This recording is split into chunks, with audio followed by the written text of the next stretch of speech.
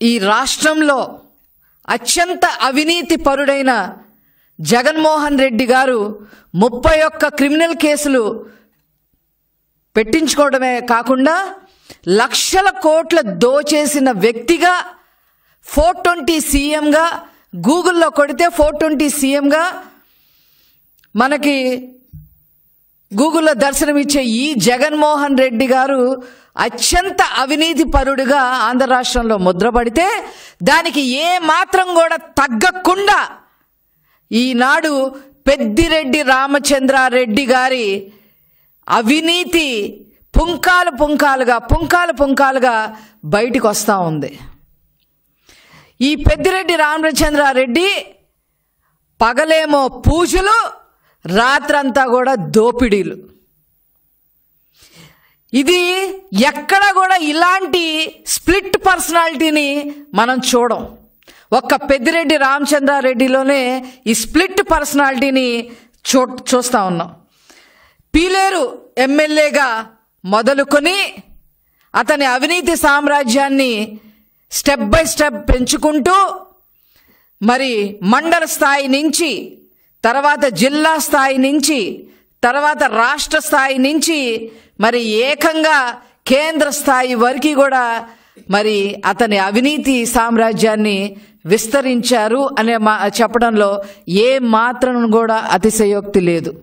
నేను ఏ పాపం ఎరగను, నాకేమీ తెలీదు అని చెప్పి పెద్దిరెడ్డి రామచంద్రారెడ్డి గారు ఈరోజు మరి మన ప్రెస్లో మాట్లాడటం మనం చూస్తూ ఉన్నాం.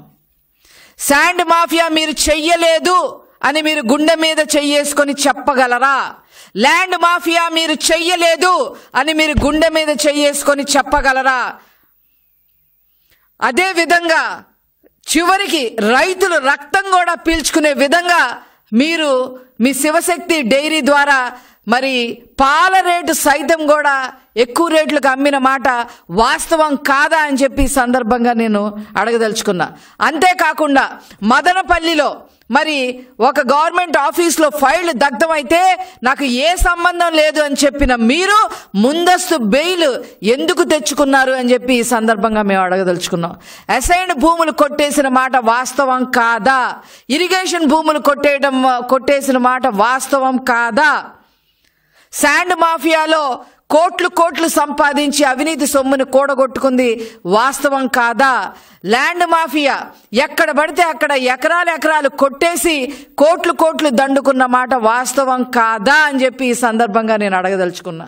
చిన్న చితగా 1 ఎకరం దగ్గర నుంచి 1000 ఎకరాల వరకు కొట్టేసిన బాపతి మరి మనం చూస్తూ ఉన్నాం. ఇప్పుడు పెద్దిరెడ్డి రామచంద్రారెడ్డి నేనేమీ అరగను, నాకు ఏమీ సంబంధం లేదు అని చెప్పి మీరు ఒక స్టేట్మెంట్ ఇస్తే సరిపోయిందా అని అడుగుతా ఉన్నా.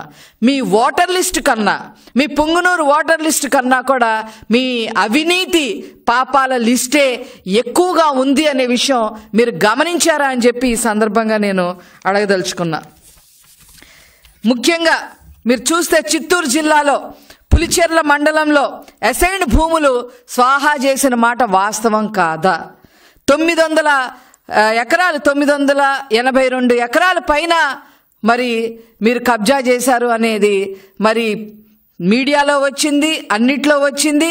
అయినప్పటికీ కూడా మీరు దానికి ఎక్స్ప్లెనేషన్ ఇచ్చే పరిస్థితిలో లేరు. అదేవిధంగా పుంగునూరు మండలం రాగానిపల్లెలో భూములు కొట్టేసిన మాట